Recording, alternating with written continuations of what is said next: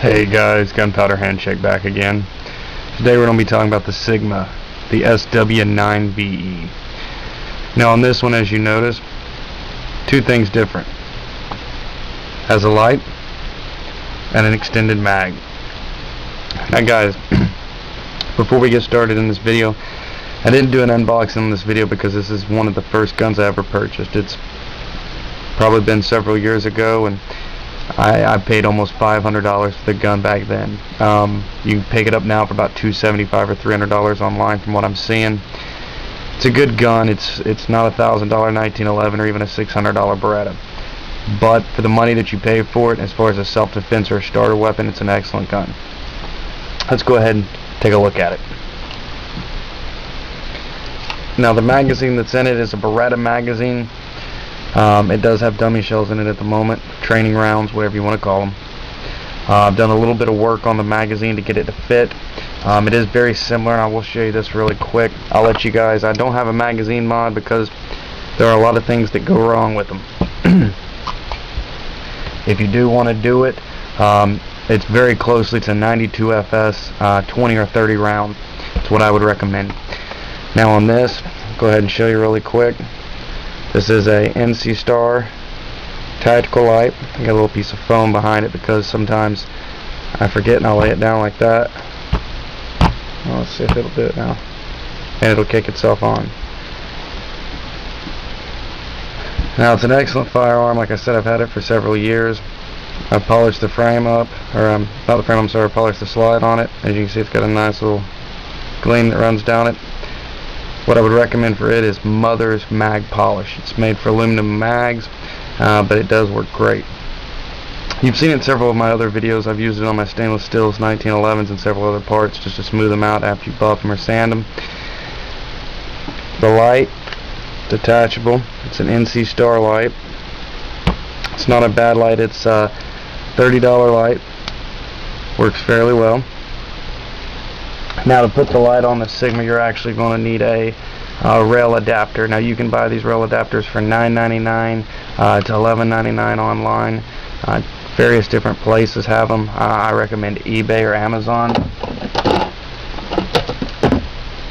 As far as this, the mag goes, look for a 92 FS. You don't have to do some grinding, some cutting. I don't have a video on it, guys, because if you do it wrong, bad results. So if you don't know what you're doing, I'd leave that one alone. As far as the gun goes, I hear a lot of people say, oh, loosen the, lighten the trigger load, change springs, this, that, and the other. I guess if you're carrying it as an everyday carry weapon, I could see it. I will go ahead and show you again. That is free and clear. But to me, I mean, I might have got lucky and I might have had one that was just a light trigger pull, or then again, it might not be nothing to me. I mean, it's really nice and easy, so I'm not complaining about that. The one thing I will complain about, guys, it did make a difference quite a bit. About 100 rounds ago, you could take the gun and do like this. You can hear a little bit now, but it used to make all kinds of ruckus in there. And what it was this. The recoil spring and guide rod. I don't know if you can see it, but it is chewed to pieces, the rubber. This thing was jumping and everything. Also, you can kind of see the springs a little off there. Basically, I called Smith & Wesson, great company, told them what was going on. They sent me one. It took 4 days. It's really easy. You don't fire the gun. You don't do a simple breakdown of it. It just flies apart. Really easy. Love that. Just like a Glock.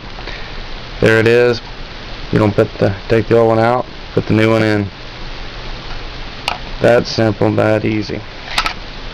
One thing, guys, I will tell you. I've done this to my gun, and now this is completely up to you. If you don't want to, don't do it. If you do, do it. I went through and on every metal part in this entire firearm, I've polished.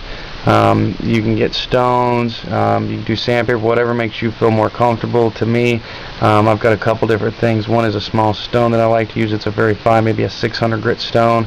I just like to go very carefully over the metal. I also have like a little Brillo pad.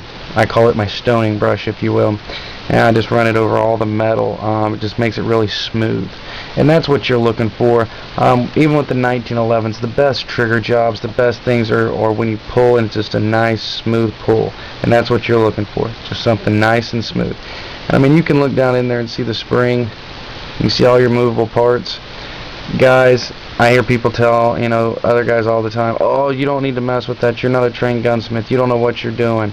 I've met some really good gunsmiths in my life, and luckily I was, I was apprenticing with a really good one. And the thing he taught me most was that most of the stuff that you learn how to do, if someone hasn't taught you how to do it, it's because you've done it through trial and error. So guys, be safe, but by all means, if you want to polish something I haven't showed, if there's something else, drop me a line, ask me. If I don't know the answer, I can find somebody who does. But I'd go ahead and clean everything up in there. Other than that, I love it. Like I said, I don't have any issues with the trigger pull. I hear a lot of people saying, oh, it's got horrible trigger pull. I've shot it over 1,000 rounds. I don't see anything wrong with the trigger pull in it. It's not just like a 1911, but then again, that's a 3.5 to 4 pound trigger versus, I'd say this is probably a 6.5 or an 8 pound. I mean, it's not too heavy. It's got a nice little pop to it, but I hear guys talking about, oh, you have to force it and your hand starts shaking. I don't know how you're shooting your weapons. I think maybe you should take a class on it, because as far as I'm concerned with it, they're a good gun. Cheaper end gun, so you can't expect a lot, guys, but then again, it still carries a lifetime warranty, so just remember that. For hunting, self-defense, beside the bed, trunk, glove box, toolbox, all places this gun would go great into. Well guys, this is Gunpowder Handshake. I'm going to do another review on some lights and stuff like that in an upcoming video. I'm also going to go back to the 1911, and I'm going to show you how to do a few things on it a little more in depth with the sear and the trigger job, stuff like that. I wanted to bring to you guys, but in the meantime, there's my review on the Sigma. I'm going to get with the buddy and see if we can't do something on these magazines. Now once I get this perfected, guys, I will give you a video of it. If you check my other videos like the HP22A, I just don't want to steer you wrong. I don't want you to do anything so hurt yourself or mess your weapon up. That's not what I'm about at all. So when I get it done exactly right, I'll be back. I'll give you all the info on it. I'll make a video for you guys about it. In the meantime, go ahead and subscribe to me. I got several videos upcoming. One is on some flashlights, guys. Just give you a heads up really quick. I've looked at some different ones. The G2s are a big seller. I like the Surefire, I like the Streamlights, but I don't know if you've heard of my other videos. I'm married and I got 3 kids, and in this economy, it's not easy to go out and spend $100, $200 on a flashlight. I know they're about 120 to I think 160 lumens is what I was looking at, and some even less than that. I did find a light that I really enjoyed. I'm going to go ahead and show you this light. It's a mag light. Now this is the XL50, and it's an LED. The one thing I like about this light is, guys, it's $30. You got 110 lumens. You can go to the low power, it has 3 settings, or then you can go to the strobe. And let me tell you something, for $30, guys, it's a great buy. And the thing that I love most about this flashlight, it's really bright. I mean, I'm not gonna knock it.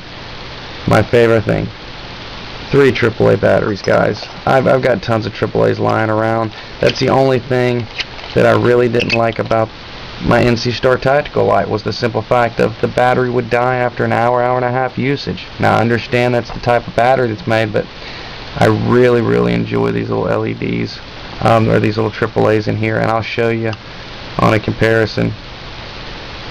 I mean, it is a little bit brighter. It's not quite as focused as some of the G2s and stuff, but for the money, guys, $30, and I don't know how many flashlights for $30 you can get to do the strobe. I think that's just a great feature. And I mean, if you was to hit it in your eyes, it's pretty good strobe. Well guys, that'll be my upcoming video. I'm going to compare some flashlights. If you have any questions, drop me a line. Gunpowder Handshake signing off. Thanks guys.